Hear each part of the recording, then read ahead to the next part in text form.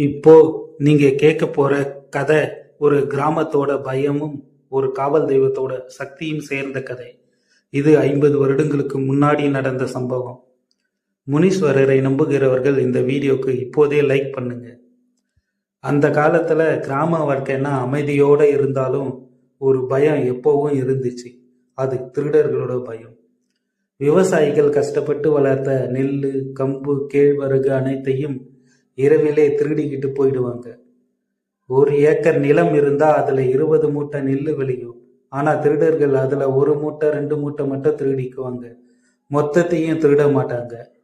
அப்படி எங்கே எடுத்தாங்கன்னே தெரியாம சிறு சிறு பங்கா எடுத்துட்டு போயிடுவாங்க.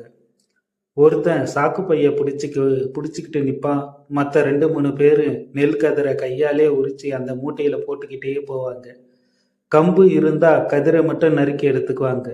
கேழ்வரகு இருந்தா நுனியை மட்டும் வெட்டி சாக்கு பையில போட்டுக்குவாங்க. இது மாதிரி நடந்ததால வயலுக்கு காவல் காக்க யாருக்கும் தைரியம் இல்லை.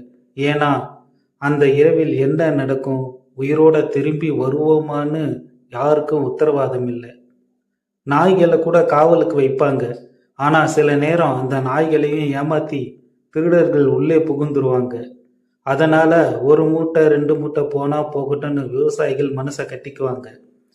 ஆனா ஒரு இரவு அந்த கிராமத்துல நடந்த சம்பவம் அந்த பயத்தையே மாத்தி போயிடுச்சு. அந்த இரவு என்ன நடந்துச்சு, யாரு வந்தாங்க என்றத அடுத்து நம்ம பார்க்கலாம் இந்த வீடியோல. அந்த மாதிரியான பயங்கரமான ஒரு காலத்துல ஒரு மனிதர் இருந்தார். அவரோட பெயர் மாரியப்பன். 40-50 வயசு இருக்கும். சாதாரண விவசாயி. 2 ஏக்கர் நிலம்தான், அதுதான் அவரோட வாழ்க்கையே. சின்ன சின்ன குழந்தைங்க அவருக்கு இருக்கு. அது ஒரு அழகான குடும்பமா இருந்துச்சு. திருடர்களோட சண்டையிடுற அளவுக்கு அவருக்கு உடல்நிலை இல்லை. ஆனா ஒரு விஷயம் மட்டும் இருந்துச்சு, அது அவரோட கடவுள் நம்பிக்கை. அவரோட தாத்தா காலத்திலிருந்தே ஒரு வழக்கம். அது என்னன்னா, அந்த நிலத்துக்கு காவலா இருக்கிற முனீஸ்வரருக்கு பூஜை பண்றது தான். ஒவ்வொரு அறுவடை ஆரம்பிக்கும் போதும் முனீஸ்வரருக்கு வேண்டிக்குவார். விளைச்சல் நல்லா வந்தா ஒரு ஆடு வெட்டுவாரு, இல்லாட்டி ஒரு கோழி, அதுவும் முடியலன்னா பொங்கல் வைத்து முனீஸ்வரருக்கு நன்றி சொல்வாரு. ஆனா அந்த வருஷம் ஒரு பக்கம் மழை பயம், ஒரு பக்கம் பூச்சி தாக்குமோன்ற பயம், மற்றொரு பக்கம் திருடர்களோட பயம். இந்த தடவை பயிரை காப்பாற்றணும்னு மாரியப்ப மனசுல ஒரே கவலை. ஒரு நாள் முனீஸ்வரர் முன்னாடி நின்று, முனீஸ்வரா, என்னால யாருடனையும் சண்டை போட முடியாது. எனக்கு சின்ன சின்ன பசங்க இருக்காங்க. எனக்கு ஏதாவது ஆச்சுன்னா அவங்கள எப்படி வாழ வைக்கிறதுன்னு தெரியலன்னு கண்ணீர் விட்டு அழுது வேண்டிக்கிட்டாரு கடவுள்கிட்ட. அந்த இரவு சுமார் 2 மணி இருக்கும். திருடர்கள் வர நேரம். ஒரு தடவை போய் பார்த்துட்டு வந்துடலாம் நிலத்தை அப்படின்னு மாரியப்ப மனசுக்குள்ள நினைச்சுக்கிட்டு வயலுக்கு போனாரு. அங்க போனதும் அவருக்கு ஒரு சத்தம். யாரோ வயலுக்குள்ள நடந்து போற மாதிரி. யாருடா அதுன்னு கோபத்துல கத்தினாரு. ஆனா எந்த பதிலும் இல்லை. சிறிது நேரம் கவனமா பார்த்தாரு. வெள்ளை வேட்டி, வெள்ளை சட்டை, தலையில தலப்பா கட்டிக்கிட்டு ஒரு உருவம். அது வயலை சுத்தி நடந்துகிட்டு இருந்துச்சு. மனுஷனா இல்லையான்னு அவருக்கு ஒரே குழப்பமா இருந்துச்சு மனசுக்குள்ள.